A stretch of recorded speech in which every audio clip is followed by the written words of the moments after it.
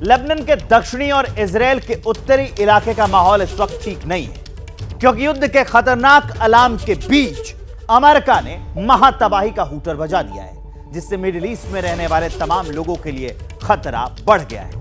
क्योंकि इजराइल कुछ बड़ा करने वाला है, जिसकी जद में लेबनान आने वाला है।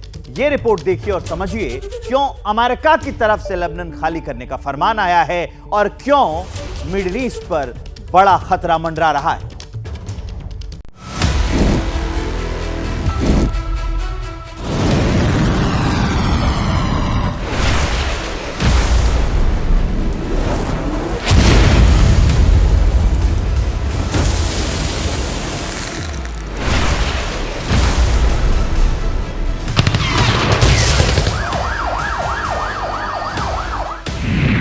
आसमान से अग्निवर्षा, मिडिल ईस्ट में महातबाही की चर्चा।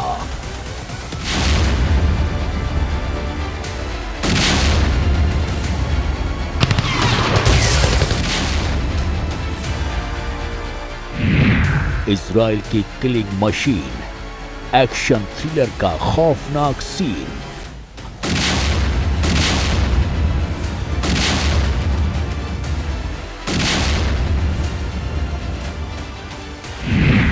मोसाद का अदृश्य हथियार, आर्टिफिशियल या चमत्कार।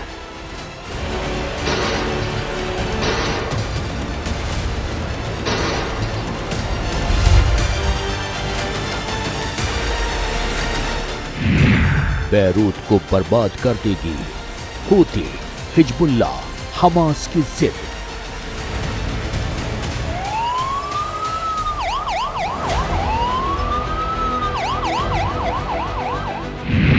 खतरे में लेबनान का फ्यूचर, बच गया सिविल वॉर का हूटर।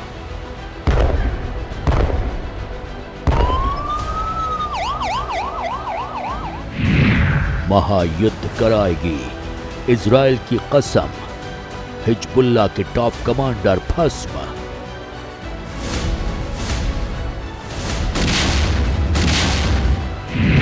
अमेरिका का फरमान, खाली करो लेबनान।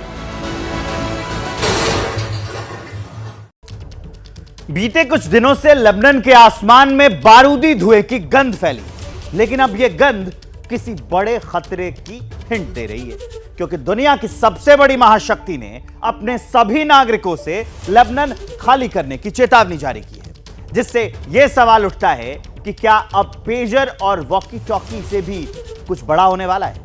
क्योंकि अमेरिका की चेतावनी के बाद उन तमाम देशों की भी टेंशन बढ़ गई है जिसके नागरिक लेबनान में रहते हैं, क्योंकि जिस रास्ते पर इजराइल चल रहा है उसमें अगले कुछ दिनों में कुछ भी हो सकता है।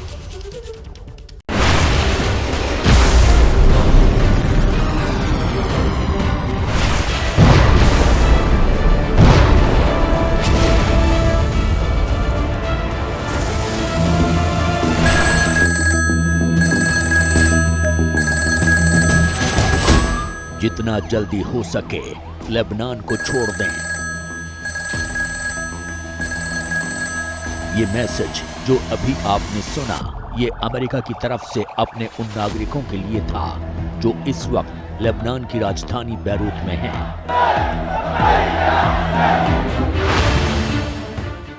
लेकिन अब अमेरिका ने अपने इन नागरिकों को जितनी जल्दी हो सके लेबनान छोड़ने को कहा है। अमेरिका की इस चेतावनी ने सवालों की लिस्ट लंबी कर दी है। क्या लेबनान में कुछ बड़ा होने वाला है?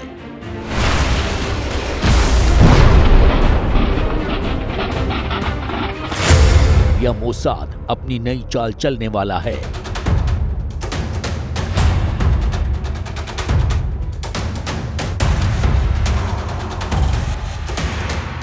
क्या यह हमला पेजर और वॉकी टॉकी से भी भयानक होने वाला है?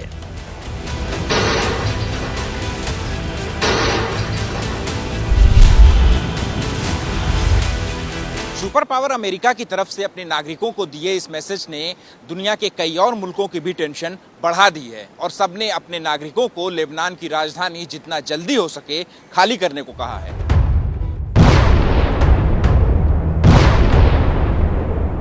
जिन देशों ने लेबनान खाली करने को कहा है उनमें अमेरिका, फ्रांस, कनाडा और ब्रिटेन शामिल हैं। इन सभी ने अपने नागरिकों को पहले से अलर्ट रहने के लिए कह दिया है, क्योंकि देर की तो दूतावास भी मदद नहीं कर पाएगा।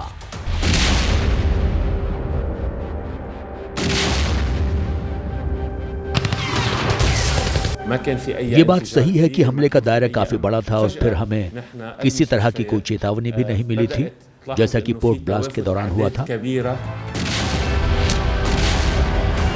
और तलब है कि इजराइल लगातार लेबनान के उत्तरी बॉर्डर पर एक के बाद एक मिसाइल दाग रहा है।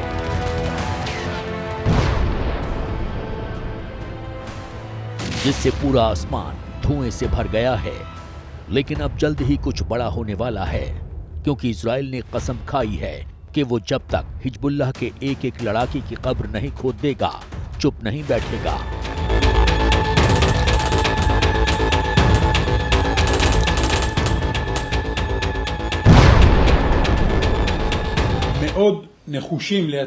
हमारे पास अभी बहुत सारी क्षमता है, बहुत सारी टेक्नोलॉजी है, जिन्हें हम भविष्य में अलग अलग स्टेज पर अलग अलग समय पर इस्तेमाल करेंगे। हफ्ते भर पहले इजराइल के प्रधानमंत्री बेंजामिन नेतन्याहू ने युद्ध कैबिनेट में ऐलान किया था कि हमास और हिजबुल्लाह से सीधी टक्कर का समय आ गया है, जिसके बाद हिजबुल्लाह पर इजराइल लगातार बम बरसा रहा है। अब तक इजराइल हिजबुल्लाह के कई टॉप कमांडर को मार चुका है। इसको लेकर इजराइल की सेना ने एक तस्वीर जारी की है, जिसके जरिए उसने बताने की कोशिश की है कि वो ऑपरेशन हिजबुल्लाह के करीब पहुंच गया है। लेकिन जिस तरह का फरमान अमेरिका की तरफ से आया है, उसने लेबनान की भी धड़कन बढ़ा दी है, क्योंकि अगर इजराइल ने हिजबुल्लाह को खत्म करने के लिए कुछ बड़ा किया तो उसकी जद में बैरूत भी आएगा और फिर लेबनान का हाल भी गाजा जैसा हो जाएगा। जिस तरह अमेरिका अपने नागरिकों को लेकर फिक्रमंद हुआ, उससे दुनिया के कई देशों की चिंता बढ़ गई, क्योंकि अगर कुछ हुआ तो सभी इस हमले की जद में आएंगे। इसलिए अमेरिका चाहता है कि इस वक्त से पहले वो अपने नागरिकों को लेबनान से निकाल ले, क्योंकि वहां अभी हवाई उड़ान जारी है। लेकिन बड़ा सवाल यह है कि इस वक्त किस देश के कितने नागरिक लेबनान में रहते हैं, वो मैं आपको यहां पर बताने जा रहा हूं कि वो आंकड़ा क्या कहता है। अमेरिका के करीब 80,000 से ज्यादा 86,000 लोग हैं जो वहां रहते हैं। कनाडा के 45,000 लोग जो हैं वो लेबनान में रहते हैं। उसके अलावा तीसरा नंबर है फ्रांस का। फ्रांस के 23,000 लोग रहते हैं और ब्रिटेन के 16,000 लोग लेबनान में रहते हैं।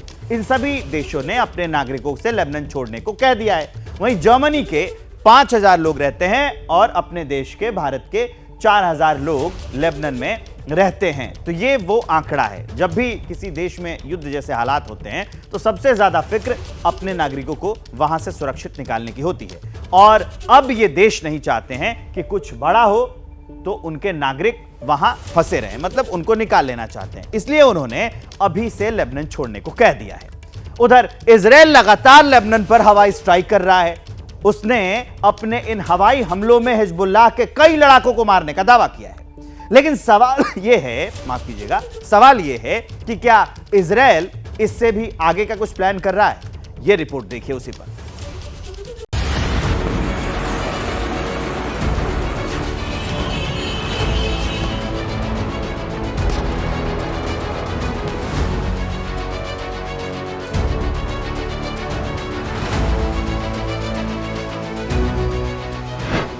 हिजबुल्लाह और लेबनान इजराइल के बनाए चक्रव्यूह में इस कदर फंसा है, इसे इन 3 दिन में हुए बैक टू बैक हमलों से समझ सकते हैं। पहले पेजर से हमला किया और एक साथ 3,000 से ज्यादा धमाके हुए। हिजबुल्लाह और उसके लड़ाके कुछ समझ पाते कि अगले दिन यानी 18 सितंबर को वॉकी टॉकी में धमाके हुए और इसके अगले दिन इजराइल ने लेबनान के उत्तरी इलाके को बारूद से भर दिया।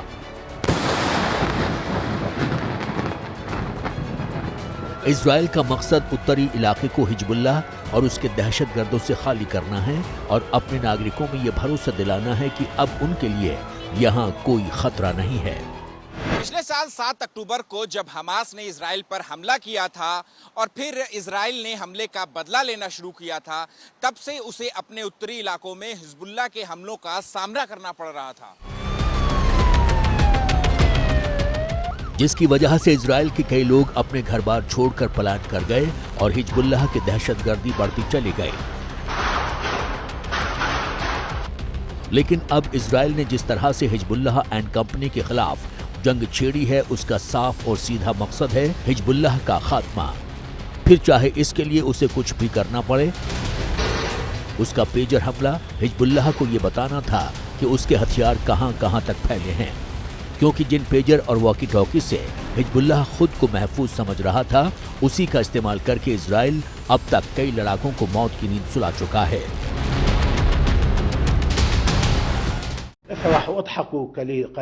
अभी तुम जश्न मना लो, अभी तुम हंस लो, क्योंकि आगे तुम बहुत ज्यादा रोने वाले हो।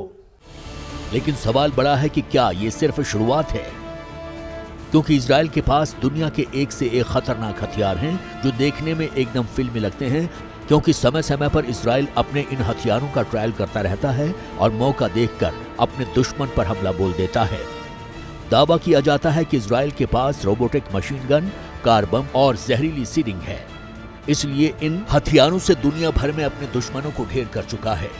रिपोर्ट के मुताबिक इजराइल ने हमास के चीफ इस्माइल हानिया को सोते मार गिराया था। जिस मिसाइल से हमला किया था वो खिड़की तोड़कर इस्माइल हानिया के कमरे में गिरी थी और फिर मौत बनकर फट पड़ी थी। इजराइल अपने जितने भी ऑपरेशन को अंजाम देता है एकदम खुफिया तरीके से देता है। कई बार तो उसके अधिकारी तक इन ऑपरेशन से अनजान होते हैं। दरअसल इजराइल अपने हर टारगेट को भेदने के लिए मल्टीलेयर पर काम करता है, जिसमें उसके फेल होने की गुंजाइश बहुत कम हो जाती है। लेकिन अब उसके निशाने पर हिजबुल्लाह और उसके वो तमाम आका हैं जो अब तक उसे खाद पानी देते रहे हैं, क्योंकि इजराइल के इन बैक टू बैक हमलों ने उन सभी को टेंशन में ला दिया है। ये बात सही है कि हमले का दायरा काफी बड़ा था और फिर हमें किसी तरह की कोई चेतावनी भी नहीं मिली थी, जैसा कि पोर्ट ब्लास्ट के दौरान हुआ था। हम परमाणु हथियारों के पीछे नहीं हैं, लेकिन हमें धमकाया जाना गलत है। हम अपने सामने भारी हथियारों से लैस इजराइल को स्वीकार नहीं करेंगे। इजराइल के एक्शन का अंदाजा इस बात से लगा सकते हैं कि बीते 24 घंटों में इजराइल लेबनान पर 2 एयर स्ट्राइक कर चुका है, जिसमें दूसरा हमला लेबनान की राजधानी बैरूत के दाहियेह इलाके में किया गया। इस हमले में हिजबुल्लाह की टॉप मिलिट्री यूनिट जिहाद का कमांडर इब्राहिम आकिल मारा गया था, जिस पर 58 करोड़ रुपए का इनाम था। इससे पहले इजराइल ने 19 सितंबर को दक्षिण लेबनान पर 70 हवाई हमले किए थे, जो गाजा युद्ध शुरू होने के बाद इजराइल का लेबनान पर अब तक का सबसे बड़ा हमला था। इजराइल डिफेंस फोर्स ने दावा किया है कि उसने लेबनान में हिजबुल्लाह के 100 से ज्यादा रॉकेट लॉन्चर्स पर हमला कर उन्हें बर्बाद कर दिया। इजराइल का मकसद साफ और सीधा है, जब तक वो हिजबुल्लाह को खत्म नहीं कर देता वो रुकने वाला नहीं है। कहते हैं कि इजराइल की तरकश में कई तीर हैं, जिनका इस्तेमाल वो समय समय पर अपने दुश्मनों के खिलाफ करता है। लेकिन जिस तरह से इजराइल ने नए तरीके से अपने दुश्मन को मात दी है, उससे पूरे मिडिल ईस्ट में खलबली मची हुई है। आइए आपको अब हम बताते हैं कि मोसाद के वो खतरनाक पैतरे क्या हैं तो वो बहुत खतरनाक, सुनने में थोड़े से फिल्मी लगते हैं। उसने कैसे कैसे चीजों का इस्तेमाल किया है। अब की बार उसने पेजर से हमला किया, एक साथ 3000 धमाके किए, जो खबर हमने आप लोगों को बताई।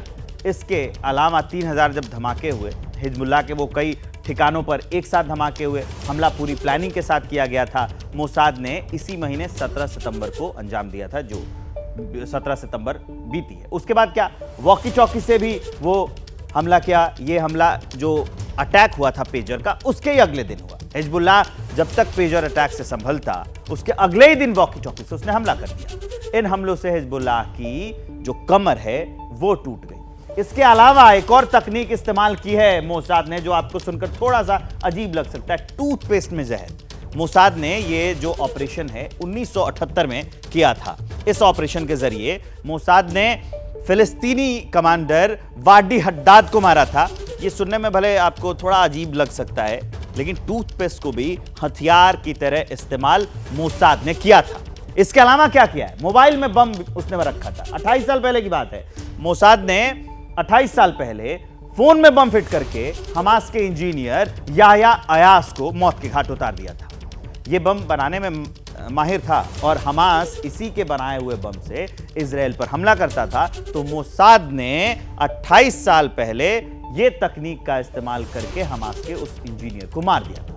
आर्टिफिशियल अटैक भी कहते हैं कि इजराइल के पास कई रोबोटिक बंदूक हैं जिनसे वो आर्टिफिशियल अटैक जो है कराता है। इजराइल कई बार अपने दुश्मन को इसके जरिए भी खत्म कर चुका है। लेकिन जहां इजराइल लेबनान और हिजबुल्लाह की धड़कन बढ़ाए हुए है, वहीं अमेरिका के पूर्व राष्ट्रपति डोनाल्ड ट्रंप के एक बयान ने इजराइल की टेंशन बढ़ा दी है। क्या है ये पूरा मामला? क्या कहा है ट्रंप ने? और इस बयान से क्या वाकई इजराइल को खतरा है या ट्रंप इसके जरिए अपना सियासी हित साध रहे हैं? ये रिपोर्ट देखिए। अभी तुम जश्न मना लो, अभी तुम हंस लो, क्योंकि आगे तुम बहुत ज्यादा रोने वाले हो।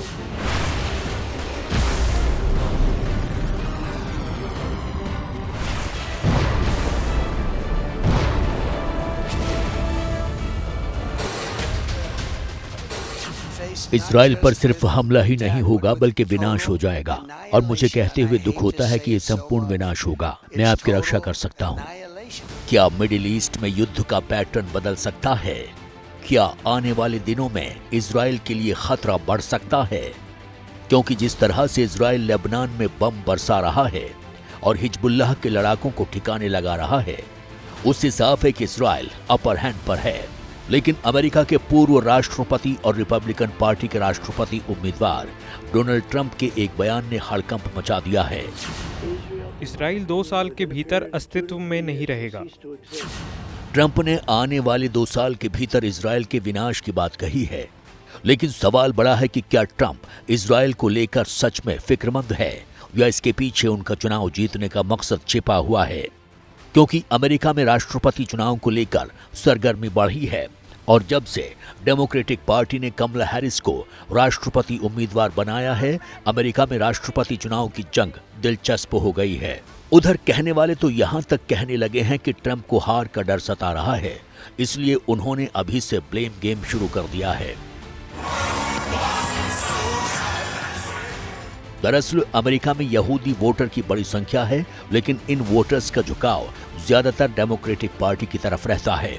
हालांकि कमला हैरिस का इसको लेकर कोई बयान नहीं आया है, लेकिन एक सवाल जरूर खड़ा हो गया है कि क्या भविष्य में कुछ हो सकता है जिससे मिडिल ईस्ट का पूरा गेम बदल सकता है? क्योंकि ये बात किसी से छुपी नहीं है कि अमेरिका इजराइल को सपोर्ट करता है। जब हमास ने पिछले साल इजराइल के खिलाफ जंग छेड़ी थी, तब अमेरिका ने अपने जंगी हथियार से भरी टुकड़े इजराइल भेज दी थी। यहां तक कि युद्ध के बीच अमेरिकी राष्ट्रपति जो बाइडेन ने इजराइल की यात्रा की थी।